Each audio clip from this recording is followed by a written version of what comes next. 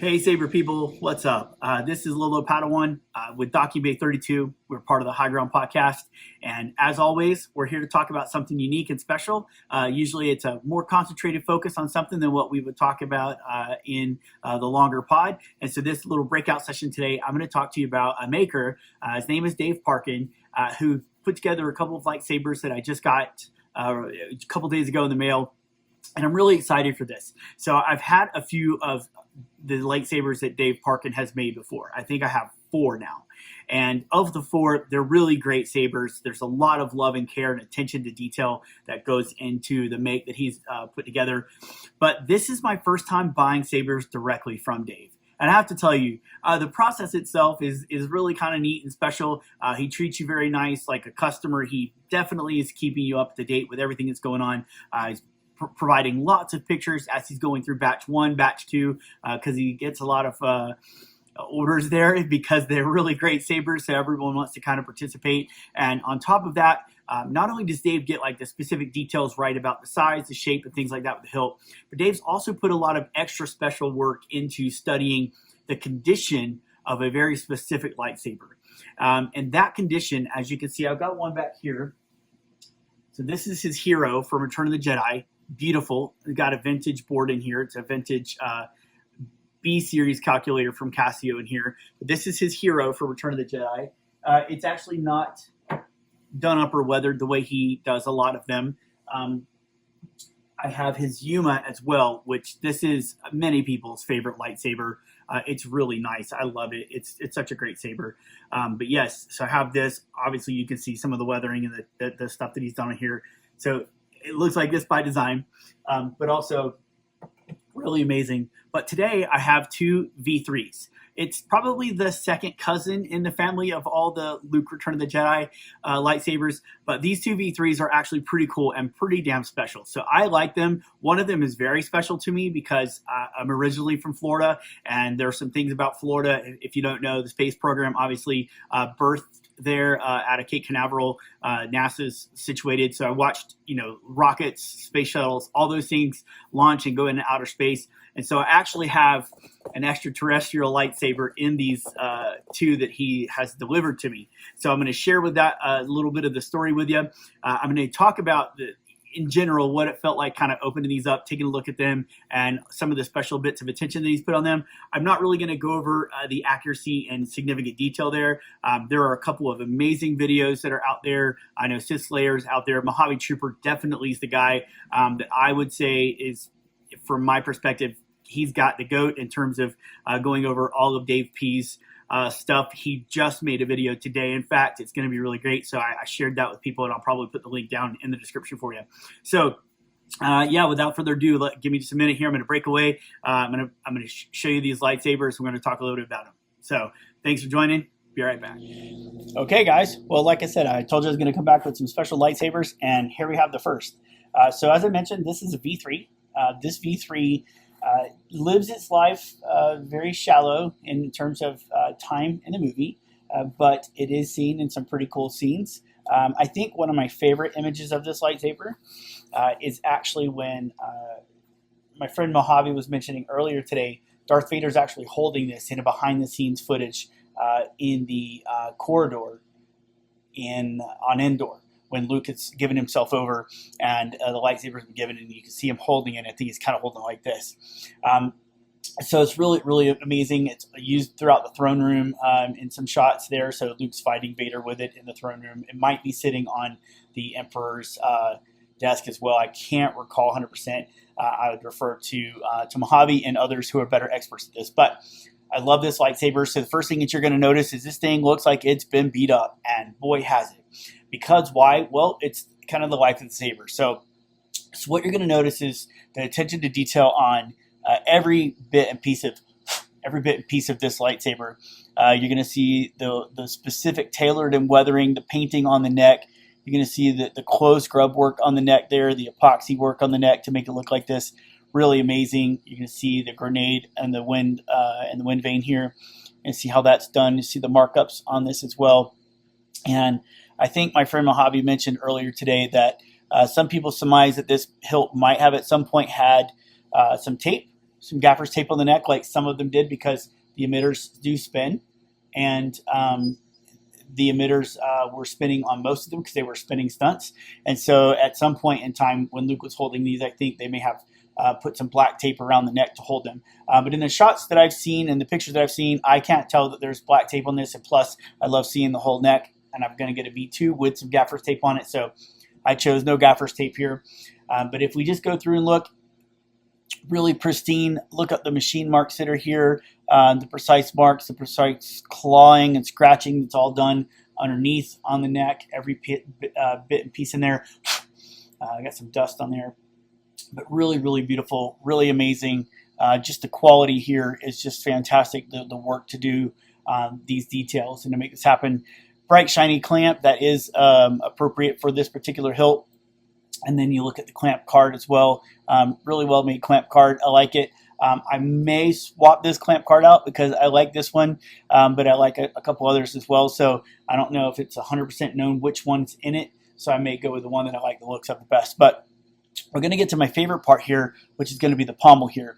And so if you look, you're going to notice all these little nicks and dings. You're going to see a tiny one right here that's put right in there. Every one of these, Dave P. in his research has believed that he can source every one of these notches and every one of these marks, and has done some amazing and incredibly detailed work to try and make all of these a real life possibility and then an actual reality. So taking each hilt that he does, and he's doing 100, 200 at a time, and putting all of these personal marks into these sabers really turns out something quite special and quite unique. You get the extreme feel of custom weathering and custom hilt, but what's really happening is he's customizing it to what the reference photos are showing the actual prop looked like at a specific time in its life throughout the movie. So this is a V3, very amazing. I really like it. Like I said, this is kind of like the second cousin, or maybe the step uncle. And I'm going to show you the one that I like next too. Also, by the way, love his little cutout. Not everyone's doing this these days. Some people are just sending things in loose boxes and whatever. And, is always giving us nice little thank you cards and his nice little emblem there. Really nice little touch. Again, Dave really goes the extra mile when it comes to treating us like customers and making us feel special. I mean, not only the product that he's putting out great, but the quality of the attention that he gives to his audience is really amazing. So you got to love it with a guy that's this talented, but yet he still takes time to spend with us, and he's spending enough time away from his family and life and everything else like we all do for the hobby. But he doesn't ever make you feel pressured or like you owe him something for doing it, and it's just amazing. So one of the other things I thought was great, all this extra work and detail he goes in. He cuts this little piece of foam. Why? Just to make sure that your D-ring, while it's in transit, is not going to hit or cause any issues. You got to love that. Extra little detail, something doesn't have to do, probably takes him, an extra couple minutes per saber. So in reality, he's spending an extra few hours on his runs just to put that little piece of foam in there. Got to love it. Got to love the attention. So we're going to come up with the next one here. And this is the one I mentioned to you guys that it's a little bit special to me because I am a space kid. I wanted to be an astronaut growing up. I knew how to name all of the rockets, everything that had gone to space, all the modules. I knew the differences between them. Had lots of books about space. I just loved reading it. One of the reasons my great-grandfather, who I found out recently is actually not my great-grandfather, he married my great-grandmother after my great-grandpa had passed away.